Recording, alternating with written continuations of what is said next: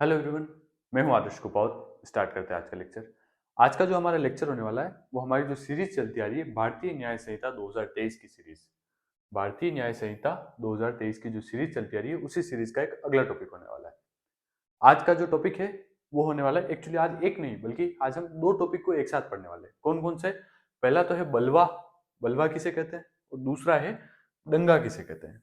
इसके साथ ही बलवा और दंगा में क्या अंतर होते हैं इसको भी आज हम जानने वाले हैं।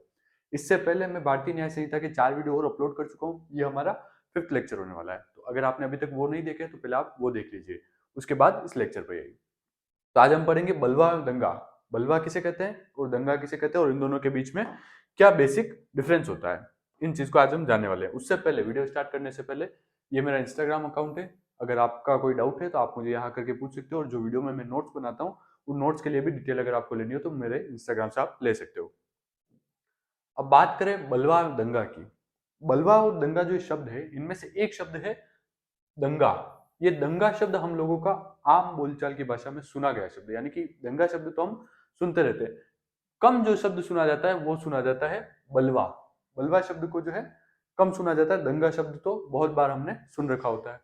तो अब यहां मैं आ रहा आपके सामने दो इमेज रख रहा हूं, एक तो ये है और दूसरी ये। इन दोनों को आप पहले देख करके अभी ये बता दीजिए कमेंट में आपके अभी के नॉलेज के अनुसार कि इन दोनों में से कौन सा दंगा है और कौन सा बलवा है। इसके बाद पूरा टॉपिक कंप्लीट करने के बाद मैं फिर से आप दो लोगों के सामने ये इमेज लाऊंगा, तो आपको अपने आप पता चल जाएगा कि इनमें से कौन सा दंगा है और कौन सा बलवा है, इनके डिफरेंस देखने के बाद। अब बात करें बलवा और दंगा की, तो दंगा शब्द जो है, दंगा शब्द हमने इतना सुना है और इतनी इसकी इमेज बन गई कि हमें लगता है कि ये बहुत बड़ा शब्द है, जबकि इसकी तुलना में, बलवा की तुलना में दंगा जो है छोटा स्वरूप है। दंगा जब छोटे रूप में होगा तो वो होगा दंगा। एक्चुअली बलवा जो होगा वो दंगे से बड़ा होगा। कुल मिलाकर की बात है कि बलवा जो है वो दंगे से बड़ा है। एक तरीके से बेसिक समझने के लिए ये समझ लीजिए, फिर हम इसे डीप में समझेंगे तो आपको ये दोनों चीजें अच्छे से समझ में आ जाएगी।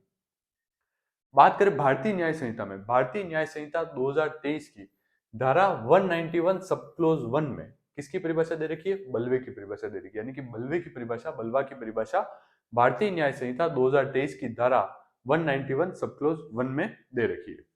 इसके बाद इस परिभाषा तो किसमें दे रखी है? 191 सब क्लोज 1 में। इसी के साथ 191 सब क्लोज 2 में क्या दे रखा है? 2 में दे रखा है कि अगर कोई बलवा करता पाया जाता है तो उसे किस प्रकार का दंड मिलेगा, उसके दंड के बारे में प्रावधान कहाँ किए गए? 191 सब क्लोज 2 में दंड के बारे में प्रावधान किए गए। इसी के साथ ही 191 सब क्लोज 3 में अगर बलवा करते समय वो अपने पास कोई खतरनाक हथियार रखता है, जैसे बंदूक जैसा कोई खतरनाक हथियार रखता है जिससे अन्य लोगों के जीवन पर गलत प्रभाव पड़ सकता है या उनके जीवन को हानि हो सकती है, मान हानि नहीं बल्कि उनके जीवन की हानि हो सकती है, यानी कि उनकी किसी की मृत्यु भी हो सकती है। ऐसा कोई खतरनाक हथियार अगर वो रखता है तो उसके बारे में जो किस प्रकार के दंड दिए जाएंगे, उन दंडों के बारे में कहाँ प्रावधान किया गया? 191(3) में प्रावधान किया गया, सब क्लोज 3 में। तो ये परिभाषा कहाँ दे रखी है? बलवे की। बलवे की परिभाषा 191 सब क्लोज 1 में दे रखी है। उस बलवा अगर कोई करता पाया जाता है तो उसके लिए क्या दंड के प्रावधान होंगे वो सब क्लोज 2 में दे रखे हैं। और अगर उसमें वो कोई खतरनाक हथियार रखता है तो उसके प्रावधान कहाँ दे रखे हैं? सब क्लोज 3 में दे रखे हैं। अब बात करें जाए दंगे की, तो दंगे की जो है परिभाषा कहाँ दे रखी है? 194 में दे रखी है। भारतीय न्याय संहिता बीएनएस जो हमारा नया है, भारतीय न्याय संहिता 2023, उसकी धारा में बता रहा हूँ 194 सब क्लोज 1 में किसकी? दंगे की परिभाषा दे रखी है। और इसी के साथ ही 194 सब क्लोज 2 में इसके दंगे, अगर कोई करता दंगा करता पाया जाता है तो उसके क्या दंड होंगे वो कहाँ दे रखे? 194 2 में इसके दंड दे रखे, और सब क्लोज 2 में और सब क्लोज 1 में दंगे की परिभाषा और दंगा क्या होता है उसके बारे में दे रखा है। अब ये तो बताई मैंने भारतीय न्याय संहिता की धारा। अब मैं आपको बताऊं किसकी? भारतीय, सॉरी, आईपीसी की। आईपीसी की, या लिख देता हूं मैं आईपीसी। आईपीसी की अगर बात करें तो 146 में किसकी परिभाषा दे रखी थी? 146 में परिभाषा दे रखी थी बलवे की। बलवा की परिभाषा दे रखी थी 146 में। इसके साथ ही 147 में, 147 सेक्शन में क्या दे रखा था? बलवा करता अगर कोई पाया जाता है तो उसके किस प्रकार का उसे दंड दिया जाएगा, उसके दंड के प्रावधान के बारे में 147 में था। इसी तरह से 148 में अगर वो खतरनाक हथियार रखता है तो उसके बारे में प्रावधान 148 में था। तो इसमें क्या था कि भारतीय न्याय संहिता जो आप लोगों को पता है, इसमें सेक्शन कम हो गए। किससे? आईपीसी की तुलना में। आईपीसी में कितने थे? 511 सेक्शन थे, जो भारतीय न्याय संहिता में कितने हो गए? 358। तो ये जो सेक्शन कम हुए हैं, ये कम कैसे हुए हैं? कम इसी तरीके से हुए कि जो अलग अलग सेक्शन थे, जैसे यहाँ 3 सेक्शन किसके लिए थे? सिर्फ बलवा के लिए आईपीसी में 3 सेक्शन दे रखे थे, जो उन तीनों को क्या किया गया?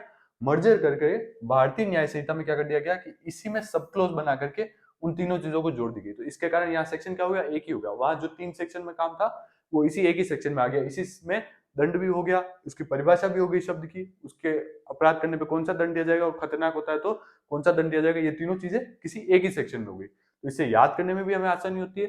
और दूसरा, सब जो अगर आपको पूछ लिया जाए कि सेक्शन कम हुए तो कहाँ गए सेक्शन बचे हुए, तो आप इस एग्जाम्पल से उन्हें बता भी सकते हो कि सेक्शन इस तरह से कम हुए। इसी प्रकार से 194 में क्या था? 194 में दंगे की परिभाषा दे रखी थी। भारतीय न्याय संहिता 194 सेक्शन में दंगे की परिभाषा दे रखी थी, जो कि पुरानी आईपीसी में क्या था? 159 सेक्शन था। सेक्शन 159 में आईपीसी के दंगे की परिभाषा दे रखी थी, जो कि बीएनएस में क्या हो गया? 194 हो गया है।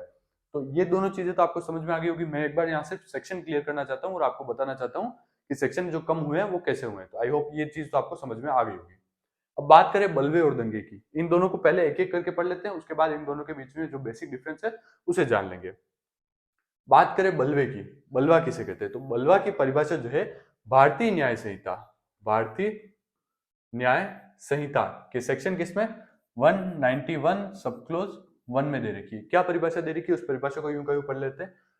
धारा 191 सब क्लोज 1 के अनुसार जब कभी विधि विरुद्ध जमाव द्वारा या उसके किसी सदस्य द्वारा ऐसे जमाव के सामान्य उद्देश्य को अग्रसर करने में बल या हिंसा का प्रयोग किया जाता है, तब ऐसे जमाव का हर सदस्य बलवा करने का अपराधी होगा। अब यहाँ एक शब्द आया है विधि विरुद्ध जमाव। बलवा की परिभाषा को पढ़ने से पहले इस परिभाषा का पहला ही शब्द है विधि विरुद्ध जमाव। इसको समझना जरूरी है कि विधि विरुद्ध जमाव किसे कहा जाएगा। ये परिभाषा तो ऐसा कह रही है कि जो भी विधि विरुद्ध जमाव होगा वो अगर किसी भी प्रकार का सामान्य उद्देश्य को लेकर के उसे बढ़ाने के लिए कोई बल या हिंसा का प्रयोग करता है तो वो बलवा माना जाएगा। लेकिन हमें पहले ये तो समझना होगा कि विधि विरुद्ध जमाव किसे कहते हैं। तो पहले विधि विरुद्ध जमाव को पढ़ के फिर हम बलवे पे वापस आएंगे। बात करें विधि विरुद्ध जमाव की, तो विधि विरुद्ध जमाव जो है उसकी परिभाषा भारतीय न्याय संहिता के सेक्शन 189 में दे रखी है। क्या परिभाषा दे रखी है? परिभाषा तो पॉइंट्स में बनाकर दे रखी है। मैं उसके पांचों पॉइंट है मैं आपको समझा देता हूँ। 5 या अधिक व्यक्ति का ऐसा जमाव जो विधि विरुद्ध जमाव कहलाएगा, 5 या अधिक व्यक्तियों का जमाव विधि विरुद्ध जमाव कहलाएगा यदि उस जमाव में शामिल व्यक्तियों का समान उद्देश्य हो। अब समान उद्देश्य तो हर काम के लिए हो सकता है। जैसे मान लीजिए एक गली में 10 स्कूल के बच्चे रहते हैं। अब वो स्कूल जाने के उद्देश्य से, सभी का उद्देश्य समान है स्कूल जाना, स्कूल जाने के उद्देश्य से 10 एक साथ इस गली से बाहर निकलते हैं, तो क्या वो उन 10 का जो जमाव है वो भी विधि विरुद्ध जमाव हो जाएगा? नहीं, वो विधि विरुद्ध जमाव नहीं होगा। तो कैसे डिफाइन किया जाएगा कि कौन सा जमाव विधि विरुद्ध है और कौन सा जमाव विधि विरुद्ध नहीं है 5 लोगों से अधिक का? तो वो चीज भी इसी में बताएगी। इसमें 5 ऐसे पॉइंट बताए गए। अगर इन पांचों पॉइंट में से किसी भी पॉइंट से अगर वो मेल खाता है तो उस जमाव को विधि विरुद्ध जमाव मान लिया जाएगा। और अगर इन पांचों में से किसी में भी नहीं आता है तो वो जमाव विधि विरुद्ध जमाव नहीं होगा। तो इन पांचों पॉइंट को अच्छे से याद करना है। इन पांचों पॉइंट से ही डिफाइन होगा कि कौन सा विधि विरुद्ध जमाव है और कौन सा विधि विरुद्ध जमाव नहीं है। क्योंकि विधि विरुद्ध जमाव समझ में आएगा तो ही बलवा समझ में आएगा, क्योंकि बलवे में इसी शब्द का प्रयोग किया गया है। अब बात कर लेते समान उद्देश्य। तो कौन सी 5 शर्तें बता रखी है? 5 या अधिक व्यक्ति समान उद्देश्य से अगर कहीं इकट्ठे होते हैं तो वो विधि विरुद्ध जमाव होगा अगर इन पांचों में से किसी भी एक शर्त पे वो खरे उतरते हैं। तो पहली शर्त क्या है? आपराधिक बल द्वारा या आपराधिक बल के प्रदर्शन से केंद्र सरकार को, किसी राज्य सरकार को या किसी संसद को या राज्य के विधानमंडल को या किसी लोक सेवक को, इनमें से किसी को भी, किसको इसको? केंद्र सरकार को, राज्य सरकार को, संसद को, विधानमंडल को या किसी लोक सेवक को अपनी वेद शक्तियों का प्रयोग करने से रोकता है या रोकने के लिए आतंकित करता है, तो ऐसे जमाव को विधि विरुद्ध जमाव मान लिया जाएगा। यानी कि 5 या उससे अधिक व्यक्ति मिल करके इनमें से किसी को भी, केंद्र सरकार, राज्य सरकार, संसद, विधानमंडल, लोक सेवक, किसी को भी अपनी शक्तियों का, अपने अधिकार जो है उनको, जिस पोस्ट पर वो है उस पोस्ट पर उन्हें जो अधिकार मिले उन अधिकारों का, उन शक्तियों का प्रयोग करने से अगर कोई रोकता है या उन्हें रोकने के लिए धमकी देता है कि अगर आपने ऐसा किया तो मैं ऐसा कर दूंगा, अगर आपने ऐसा किया तो मैं तोड़ फोड़ कर दूंगा, मैं आग लगा दूंगा, ऐसी कोई धमकी देता है, ऐसा कुछ करने के लिए आतंकित करता है, तो वो जमाव क्या हो जाएगा, वो विधि विरुद्ध जमाव हो जाएगा। तो पहली शर्त तो ये होगी कि इनमें से किसी को भी अपनी शक्तियों का प्रयोग करने के लिए आतंकित करता है तो वो विधि विरुद्ध जमाव हो जाएगा। अब बात करें दूसरी शर्त की। दूसरी शर्त क्या है? दूसरी शर्त है किसी भी कानून या कानूनी प्रक्रिया के क्रियान्वयन का विरोध करता है। किसी भी कानून या कानूनी प्रक्रिया के क्रियान्वयन का विरोध करता है। किसी भी कोई भी प्रकार का नया कानून आया है या कोई एग्जिस्टिंग कानून है उसको लागू कर दिया गया है, उसके कानून को तोड़ने की बात की जाती है 5 या उससे अधिक व्यक्तियों द्वारा मिलकर के, या उस कानून को मानने से मना किया जाता है, तो ऐसी स्थिति में भी उस जमाव को भी क्या मान लिया जाएगा, विधि विरुद्ध जमाव मान लिया जाएगा। तो दूसरी शर्त हो गई ये। पहली तो हो गई कि आतंकित करता है, दूसरी हो गई कानून को मानने से मना कर देता है या उसकी प्रक्रिया का अवहेलना करता है। तीसरी शर्त जो होगी वो क्या है? तीसरी शर्त है किसी रिष्ट यानी कि किसी व्यक्ति को नुकसान पहुंचाता है या अवैध रूप से उसके अधिकारों का नियंत्रण कर लेता है, उसके अधिकारों को संकुचित कर लेता है। मान लीजिए ये एक सड़क है, इस सड़क पर 5 से 10 व्यक्ति इकट्ठा हो जाते हैं और क्या कहते हैं, ये सड़क अब से हमारी हुई, इस सड़क से कोई अन्य व्यक्ति नहीं जाएगा। जबकि सड़क क्या है? सड़क क्या है? पब्लिक प्रॉपर्टी है, ये सभी व्यक्तियों के लिए आने जाने का रास्ता है, तो सभी व्यक्तियों का इस पर अधिकार है। परंतु 5 या 10 व्यक्ति मिल करके इस पर अपना अधिकार जमाते, तो ऐसी स्थिति में क्या हो रहा है, दूसरे के अधिकारों का क्या हो रहा है, हनन हो रहा है, यानी कि दूसरे के अधिकारों पर वे नियंत्रण करना चाहते हैं। तो अगर ऐसा कोई करना चाहता है तो वो जमाव भी क्या माना जाएगा, वो जमाव भी विधि विरुद्ध जमाव माना जाएगा। तो आई होप ये 3 पॉइंट तो आपको समझ में आ गए होंगे। अब बचे 2 और पॉइंट, इन 2 पॉइंट को भी मैं आपको समझा देता हूँ। विधि विरुद्ध जमाव के 2 पॉइंट, इन पांचों में से किसी भी एक पॉइंट अगर मेल खाता है, कोई एक भी, तो वो जमाव विधि विरुद्ध जमाव हो जाएगा। अब बात करें चौथे पॉइंट की। फोर्थ पॉइंट क्या कहता है?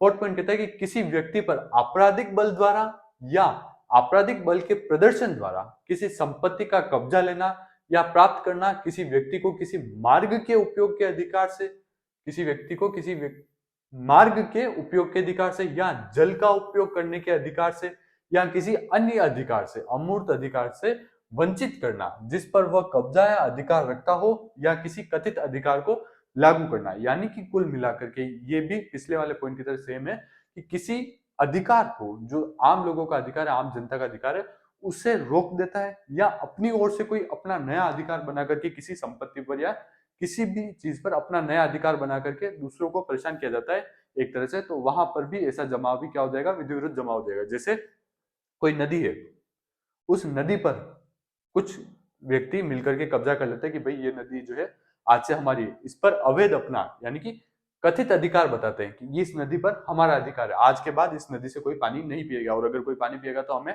टैक्स देना पड़ेगा, या ऐसा कुछ भी कर लेता है। या फिर मिलकर के वो पूरे नदी पे, यहाँ जहां जहां पर नदी से पानी लिया जाता है वहां वहां पर लाइन बना लेते हैं, या कह देते हैं कि यहाँ से आज के बाद कोई पानी नहीं लेगा, उनके अधिकारों का दूसरे अन्य लोगों के अधिकारों का वहां पूरा करने से रोक देते हैं। तो ऐसी स्थिति में जो जमाव होगा उसे भी क्या माना जाएगा, विधि विरुद्ध जमाव माना जाएगा। अब चाहे वो नदी पे हो सकता है, रास्ते पे हो सकता है, किसी अन्य तरीके से भी हो सकता है। अब बात करें हमारे लास्ट पॉइंट की, वो है फिफ्थ पॉइंट, आपराधिक बल या आपराधिक बल के प्रदर्शन द्वारा किसी व्यक्ति को ऐसा करने के लिए मजबूर करना जिसे करने के लिए वह कानूनी रूप से बाध्य नहीं है। ध्यान रखें, वह कानूनी रूप से बाध्य नहीं है या ऐसा करने से रोकता है जिसे करने के लिए वह कानूनी रूप का हकदार है। यानी कि कोई व्यक्ति है, उस व्यक्ति को उस व्यक्ति की इच्छा के विरुद्ध या ऐसा कोई काम करने के लिए मजबूर किया जाता है, उसकी इच्छा के विरुद्ध कोई काम करने के लिए मजबूर किया जाता है जो काम वो नहीं करना चाहता, और कानून में ऐसा भी नहीं है कि उसे करना ही करना है, यानी कि वो चाहे तो करे नहीं करे, कानून ने उसकी मर्जी के ऊपर छोड़ रखा है और वो नहीं करना चाहता और उसे जबरदस्ती वो काम कराया जाता है। तो किसी कुछ व्यक्तियों के ग्रुप द्वारा, 5 या उससे अधिक व्यक्तियों के ग्रुप द्वारा ऐसा काम करवाया जाता है, तो ऐसी स्थिति में वो जो जमाव होगा वो भी क्या होगा, विधि विरुद्ध जमाव माना जाएगा। आई होप आपको विधि विरुद्ध जमाव जो शब्द है, ये शब्द तो अच्छे से समझ में आ गया होगा कि विधि विरुद्ध जमाव किसे कहते हैं। 5 कंडीशन है। सबसे पहले एक कंडीशन ये एक्स्ट्रा है जो कि 5 या उससे अधिक व्यक्ति का होना, ये सबसे इंपॉर्टेंट है कि जैसे ही 4 व्यक्ति होंगे तो वहां विधि विरुद्ध जमाव शब्द का प्रयोग नहीं किया जाएगा, या वो इस सेक्शन के अंदर तो नहीं आएंगे। क्यों नहीं आएंगे? क्योंकि यहाँ पहली ही लाइन लिखी हुई कि 5 या उससे अधिक कितने भी हो सकते हैं, लेकिन मिनिमम 5 होने ही चाहिए। अब आते हैं हम वापस हमारे टॉपिक बलवा के ऊपर।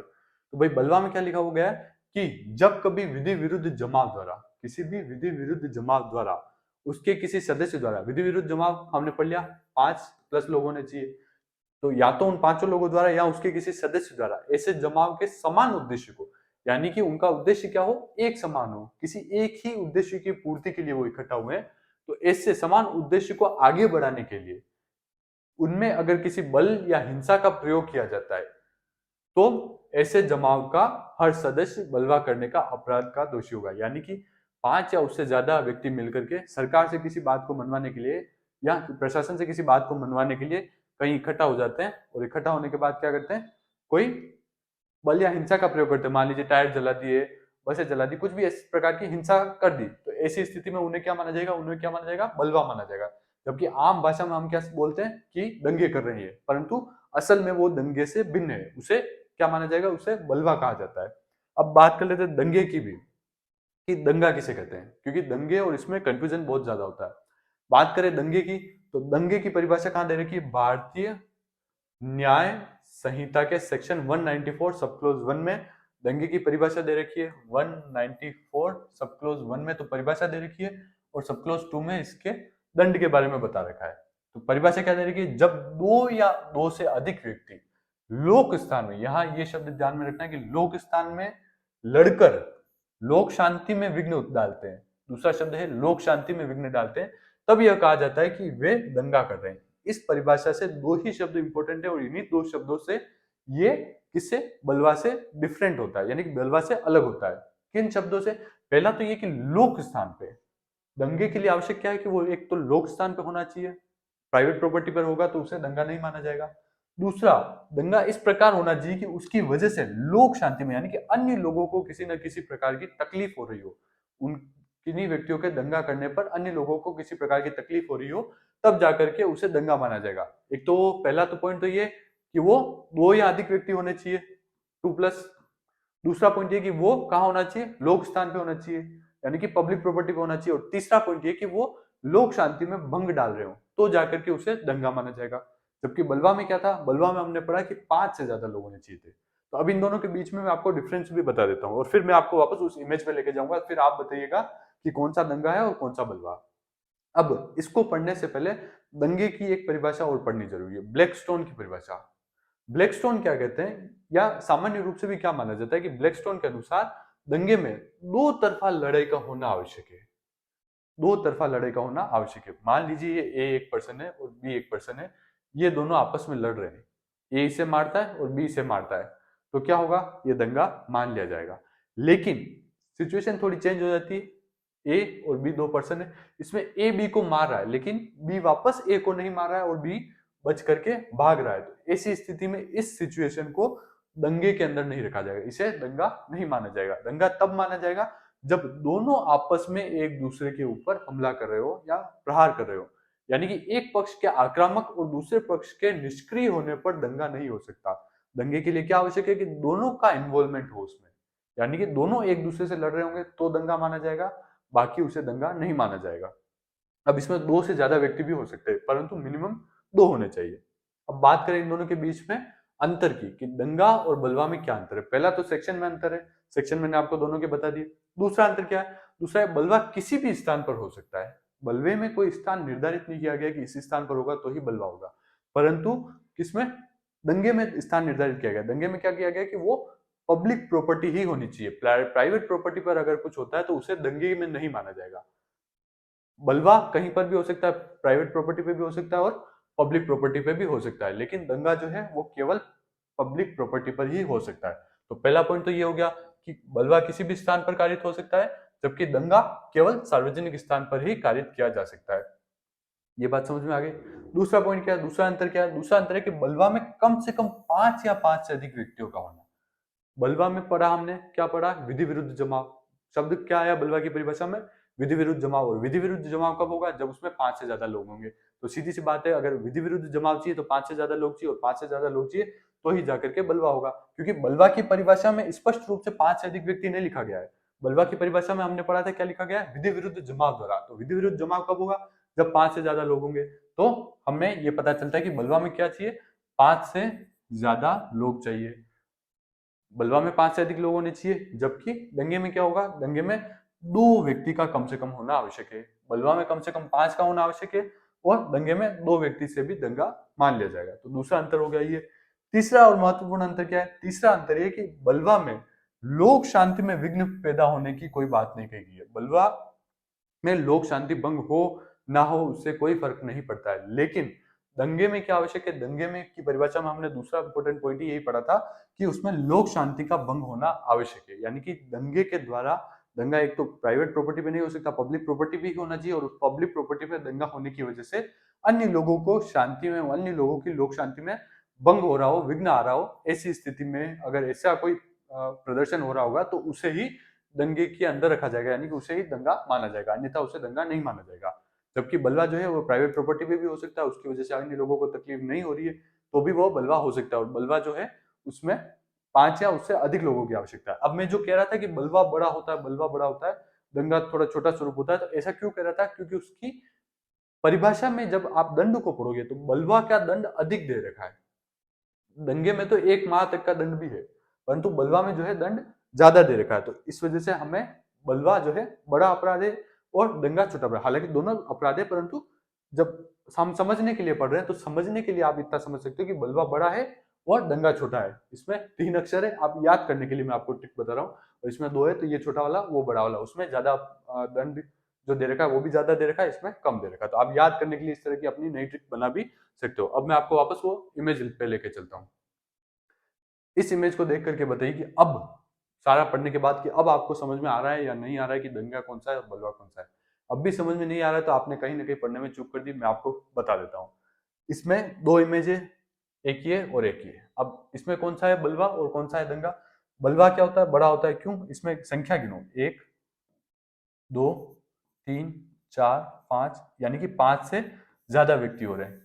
इसमें बहुत सारे व्यक्ति हैं और ये किसी प्रकार के शक्ति या बल का प्रयोग कर रहे हैं, तो ऐसी स्थिति में ये क्या हो गया? ये बलवा हो गया। क्यों? क्योंकि ये एक तो आपस में नहीं लड़ रहे। दंगे में क्या आवश्यक था? दंगे में हमने पढ़ा कि दोनों पक्ष आपस में लड़ रहे हो तो ही दंगा माना जाएगा। दूसरा, वो पब्लिक प्रॉपर्टी पे होना चाहिए। तो इसमें 5 से अधिक व्यक्ति हैं और ये आपस में नहीं लड़ रहे हैं, लोक शांति में भंग की इसमें कोई बात ही नहीं है, तो ये क्या हो गया? बलवा हो गया। और यहाँ पर क्या हो रहा है? यहाँ पर 4 ही व्यक्ति हैं, 5 से अधिक व्यक्ति नहीं है। दूसरा, ये पब्लिक प्रॉपर्टी पे लड़ रहे हैं, पब्लिक प्रॉपर्टी पे लड़ रहे हैं, और उसकी वजह से क्या हो रहा है? लोक शांति में भी भंग पड़ रहा है, तो ये क्या हो गया? ये दंगा हो गया। आई होप ये टॉपिक आपको अच्छे से समझ में आ गया होगा। बहुत छोटा ही टॉपिक था, मैंने अच्छे से समझाने की और इन दोनों के बीच में डिफरेंट करने की भी कोशिश की है। स्टूडियो थोड़ा अपग्रेड किया है, तो आप मुझे बताइए कैमरा क्वालिटी और माइक की क्वालिटी सही आ रही है या नहीं आ रही है, और नेक्स्ट किस टॉपिक पे आप पढ़ना चाहते हैं वो भी मुझे कमेंट करके बताइए। Thank you so much.